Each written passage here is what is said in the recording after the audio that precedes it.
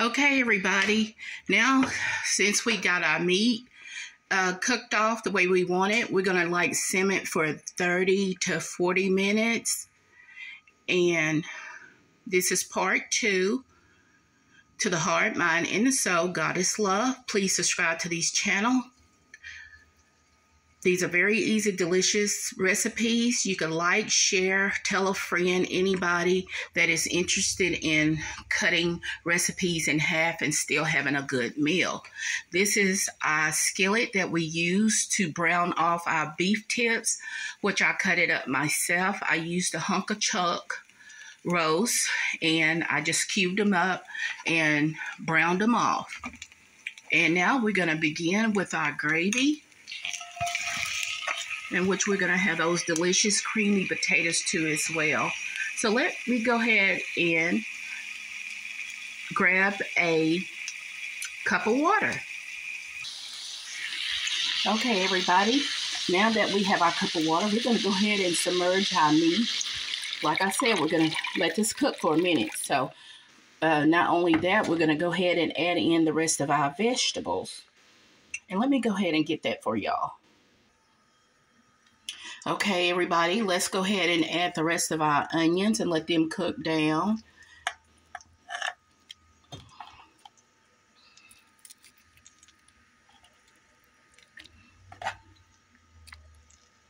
Now we're going to add our celery.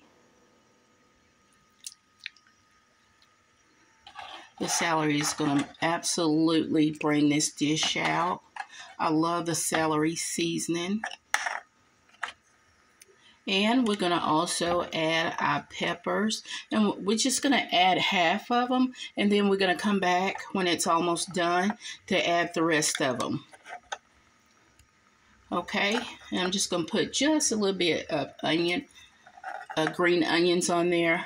I'm always trying to find something. I don't care if it's the minced dry garlic or onion. I'm using it. Okay, now that we have that going, we're going to go ahead and find us a lid to this delicious beef tip, something to cover it up. And y'all just hang tight and we'll continue. Oh yeah, y'all, I forgot to tell y'all the beef broth that was left over from browning off our tips. Let's go ahead and pour that delicious gravy mixture back in there, because that's where most of your seasoning is lying. It's at the bottom, and when you strain it out, this is what you'll get. And of course, you can make extra gravy. And we're just gonna let it simmer and do its business, and let everybody get together in the skillet and merge. And we're gonna start on our mashed potatoes.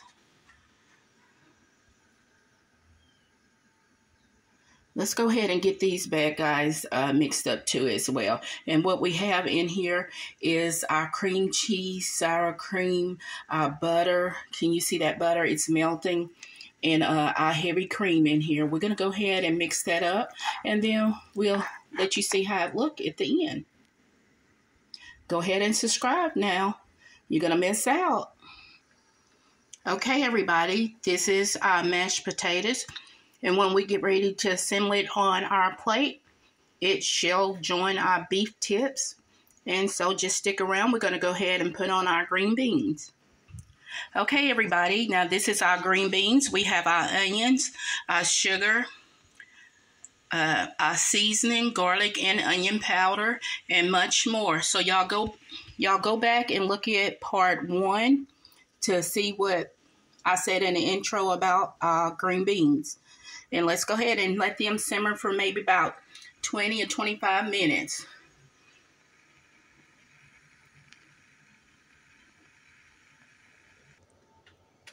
Okay, everybody, now that our dough has risen, we're going to take our 1 beaten egg. It depends on the recipe that you're doing. And I'm kind of making this a brioche bread. And so we're going to mix this in. That will be the last ingredient that you add to your dough to make a brioche bread. I'm not quite sure if I'm even saying it right, but however. It's going to be delicious. And then we're going to stick it in a warm spot for 10 minutes and let it rise first after we mix up our egg into it. We're going to put it into our different loaves, bread pans, pie pans. It doesn't matter what it is, as long as it rises up and you bake it. And we're just going to let it set for 10 minutes. And then we're going to bake it until it's golden brown. So y'all stick around and see how this comes out. Hello, everybody. Like I told you, we were going to finish this up, our beef tips and mashed potatoes and gravy, along with our green beans. And we have our peppers and tomatoes and green onions on our beef tip, along with sliced tomatoes. How about that? This is a very easy, delicious dish, and you can also have it for your lunch or a snack box. This is a snack box / lunch box. And on the side, we have our delicious homemade roll. That's right.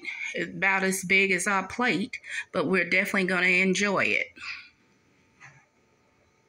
Okay, everybody, let's go ahead. And everybody, before we do our one-on-one, let's go ahead and top our bread off that we got out since it's piping hot. We're going to put oil on it. You can brush it, or you can use butter too as well, along with garlic. Okay, everybody, there we go. Be careful when you take it out of your air fryer, whatever you're going to cook it in, and because it will be piping hot. And this is our sides, what we're going to do our one-on-one on. And I'm going to go ahead and grab my mashed potatoes, those creamy mashed potatoes at that. Okay? And y'all go ahead and don't forget to subscribe. Let's go ahead and finish up. Okay, everybody, now that we applied our mashed potatoes on, let's go ahead and make us a well in our potatoes. And that way our gravy can sit right in there.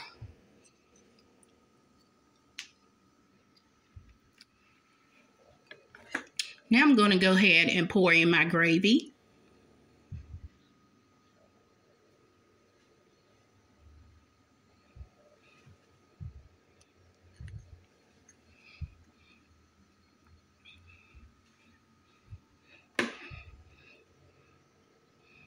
Okay, now that we got our mashed potatoes and gravy set, let's go ahead and put on our green beans.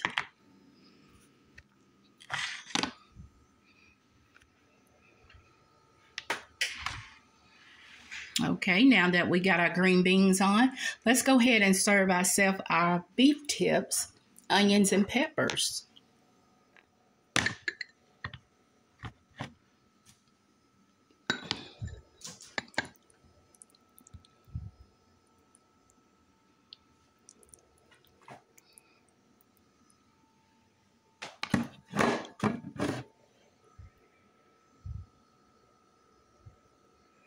Okay, now let's go ahead and give us a little bit of decoration. We're going to put on our tomatoes, our peppers,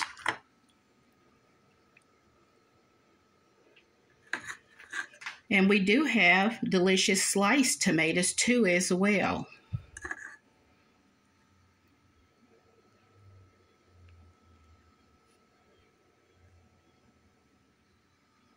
Now we're going to add our dinner roll. Aren't these gorgeous rolls?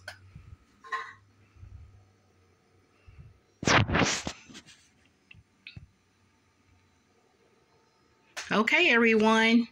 Our last ingredient, what we're going to do is add our delicious sliced green onions.